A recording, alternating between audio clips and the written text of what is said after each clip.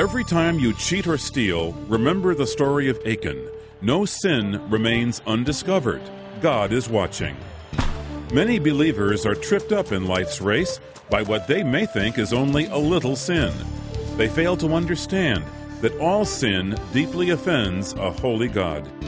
Joshua's defeat at Ai teaches us that sin infects others and must be dealt with severely. Stay with us. From Chicago's Moody Church, this is Running to Win with Dr. Erwin Lutzer, whose clear teaching helps us make it across the finish line. We're in a series on getting started right, lessons from the life of Joshua. Join us in Joshua chapter 7 as Dr. Lutzer speaks on Let's Calculate the Cost of Hidden Sin and learn how it affects those connected with us. But the simple fact is, there is a connection among people. Israel has sinned, though one man sinned. Do you realize that if there's someone here listening to this, and you have sin in your life, there's sin in the camp, something that you have hidden, figuratively speaking, something that you're not dealing with, something that you are involved in that is sinful and destructive, that God out of heaven could say, Moody Church has sinned. And we might say to ourselves, wait a moment, I didn't do that. God says, but there's sin in the camp, and a little leaven leavens the whole lump. I've used the illustration before of trying to contain incense when you burn it in a dormitory room at the university. You can put towels on the bottom of the door. You can try to shut it in, but pretty soon you can smell it on the second floor and you can smell it in the elevator. Somehow sin just can't be contained neatly. It has negative consequences beyond its immediate surroundings. 1 Corinthians chapter 5, the man is living in immorality, and Paul is chastising the church for not dealing with it. And then Paul says, don't you know that a little leaven does leaven the whole lump? Don't you know that if you allow sin in the camp, that everyone is going to be affected, and somehow it lowers the standards for everyone? Are you not aware of the fact that you can't isolate sin? It has to be sometimes cut out like a cancer. So, people are related. Now, between you and me, because it's just us talking, isn't it? Do you realize that your spiritual life affects me and my spiritual life affects you? There's no way that we can live in isolation, as if to say whether or not I'm backslidden doesn't matter to others. Yes, it does. It harms the whole body. God says you're interrelated. Well, not only are people interrelated, but sin is interrelated. Now, this is a tremendous study on human nature. We're jumping to verse 19 when Achan is discovered, and I'll be mentioning that in a different context. But it says in verse 19, Joshua said to Achan, my son, give glory to the Lord, the God of Israel, and give him the praise. Tell me what you have done. Do not hide it from me. Achan replied, it is true. I have sinned against the Lord, the God of Israel. This is what I have done. Now notice, if you're in the habit of underlining your Bible here, there are some verbs that have to be underlined. I saw, notice that.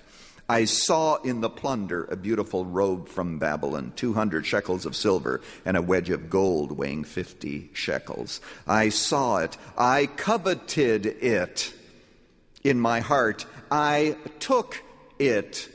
That means I stole it. Next phrase, I hid it in the ground. I saw it.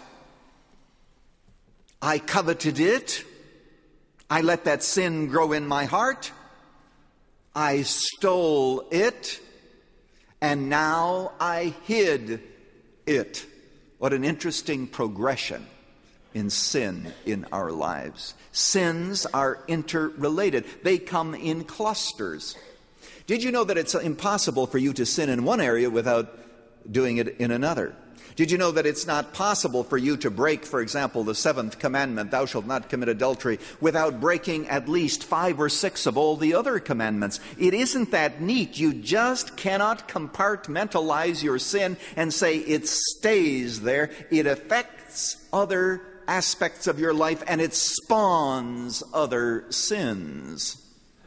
The fruit of the Spirit is like that too, of course. You can't say, well, I've got a lot of love, but there's no joy, peace, long-suffering, gentleness, goodness, faith, and meekness. No, if you have love, which is the first fruit of the Spirit, you're going to have at least some of the others, because these fruit of the Spirit, they come together, they grow together.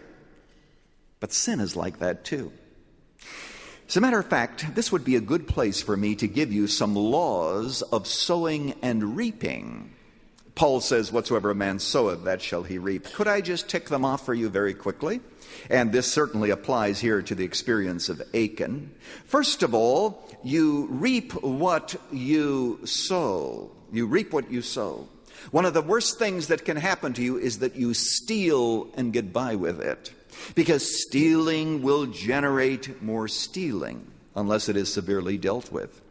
That's true of other sins. You lie and somehow the lie is beneficial to you. And there are lies that are beneficial, like the Sunday school girl said, that a lie is an abomination unto the Lord, but a very present help in time of trouble. So you can lie and it can be beneficial. But you will then tell greater lies. Soon your entire life will be a life of deceit. You sow sensuality, you will reap sensuality, because we reap what we sow. And those weeds in the ground continue to get stronger. That's the first law of sowing and reaping. Let me give you a second. You reap more than you sow. Oh, listen carefully to this. I was brought up on a farm, and I know that when you plant a seed in the ground, for example, we would plant wheat, and we'd seed maybe 1 bushel of wheat per acre, and yet we might reap 30 or 40 times that. In the very same way, sin is never stagnant. It keeps pushing you and going past one boundary after another that you determined you would never cross, because sin has within it this idea that you reap more than you sow. You don't see the end result and the consequences. They are hidden from you. I do think of David. He commits murder. First of all, though, adultery. Now, when he